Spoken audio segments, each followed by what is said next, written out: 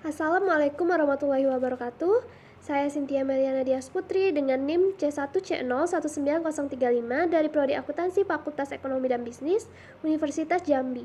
Pada kali ini saya akan membahas tugas dari materi ke-9 yakni landasan sistem pengendalian strategik pada mata kuliah Akuntansi Manajemen Lanjutan yang diampu oleh Bapak Yusman, SE MSI AKCA. Sistem pengendalian. Menurut Anthony dan Govinda Rajan, tahun 2007, sistem pengendalian manajemen merupakan suatu proses di mana manajer berusaha untuk mempengaruhi anggota-anggota organisasi untuk menjalankan strategi perusahaan. Titik karenanya fokusnya pada implementasi strategi, maka seringkali sistem pengendalian manajemen juga disebut sebagai sistem pengendalian strategi. Pendekatan sistem pengendalian. Yang pertama, pendekatan tradisional. Pendekatan tradisional adalah strategi, sasaran, dan tujuan organisasi yang hanya sedikit berubah atau bahkan tidak ada perubahan sama sekali, sampai batas waktu yang ditentukan yang biasanya 4 bulan atau 1 bulan penuh. Pendekatan tradisional didasarkan pada pendekatan umpan balik. Pendekatan tradisional dalam pengendalian strategik mengikuti tahapan yang berurutan sebagai berikut. Yang pertama, strategi diformulasikan dan manajemen puncak menetapkan sasaran. Yang kedua, strategi diimplementasikan, dan yang ketiga, kinerja diukur berdasarkan sasaran yang telah ditetapkan. Yang kedua, ada pendekatan kontemporer. Pendekatan kontemporer menekankan pada pentingnya evaluasi lingkungan atau baik secara internal maupun eksternal yang berkelanjutan untuk melihat apabila terhadap tren dan kejadian penting yang memberikan sinyal terhadap pentingnya melakukan modifikasi strategi, sasaran, dan tujuan organisasi. Dengan semakin tidak pasti dan kompleksnya lingkungan persaingan, maka kebutuhan akan sistem kontemporer semakin meningkat. 4 levels of control. Ada beberapa konsep sistem pengendalian strategik, dari mulai yang bersifat tradisional, seperti konsep yang dikemukakan oleh Robert and Anthony, sampai dengan konsep yang terbaru yang dikemukakan oleh Robert Simons, yaitu konsep 4 levels of control. Kesulitan dalam membuat orang bekerja untuk menjalankan strategi perusahaan dapat dilihat dari dua pendekatan. Pendekatan pertama merupakan pendekatan agensi teori. Dalam pendekatan ini, yang bertindak sebagai prinsipal adalah manajemen, sedangkan yang bertindak sebagai agen adalah karyawan dalam perusahaan.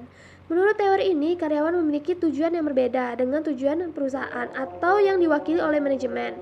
Sehingga jika tidak diawasi atau dikendalikan, maka karyawan atau anggota organisasi tersebut akan melakukan tindakan-tindakan yang menguntungkan diri mereka sendiri dan tidak melakukan sesuatu untuk kepentingan perusahaan. Pendekatan kedua adalah pendekatan yang dikemukakan oleh Simons tahun 2000. Simons mengatakan bahwa pada dasarnya orang-orang yang bekerja di dalam perusahaan memiliki itikat yang baik, yaitu yang pertama, orang ingin memberikan kontribusi bagi perusahaan.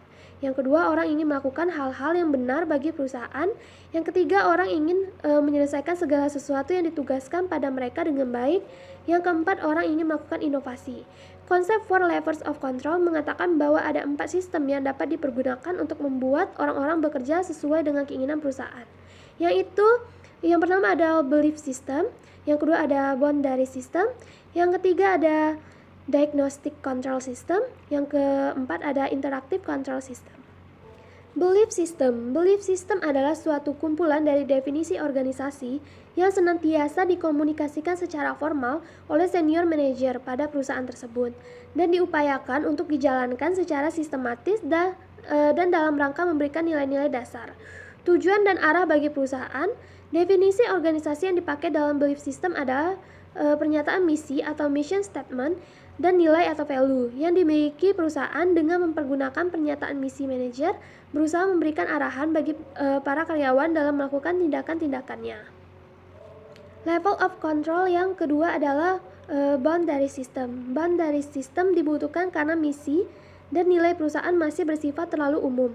Boundary system bertugas untuk memberikan pagar pada pernyataan misi dan nilai, sehingga orang-orang yang ada dalam perusahaan dapat lebih memahami apa yang diperbolehkan dan tidak diperbolehkan dalam perusahaan. Ada dua jenis boundary system, yaitu yang pertama ada strategic boundary system. Boundary memberikan batasan mengenai keputusan-keputusan strategis yang dapat diambil perusahaan dalam rangka menjalankan misinya. Yang kedua ada business conduct boundary. Business conduct boundaries memberikan batasan pada value yang dimiliki organisasi, karena value dianggap masih terlalu luas. Karena itu dibutuhkan business conduct boundary untuk lebih memperjelas hal-hal apa yang diperoleh dan tidak diperbolehkan dalam kaitannya dengan perilaku orang-orang yang ada di dalam perusahaan. Diagnostic Control. Sistem levels of control yang ketiga adalah Diagnostic Control System. Berbeda dengan kedua sistem sebelumnya, Diagnostic Control System berfungsi untuk memeriksa atau mendiagnosa apakah strategi perusahaan sudah dijalankan, serta apakah tujuan dan visi perusahaan sudah tercapai atau belum. Visi merupakan cita-cita perusahaan, apa yang akan diharapkan dicapai perusahaan dalam suatu waktu tertentu. Biasanya bersifat jangka panjang, yaitu 5 tahunan.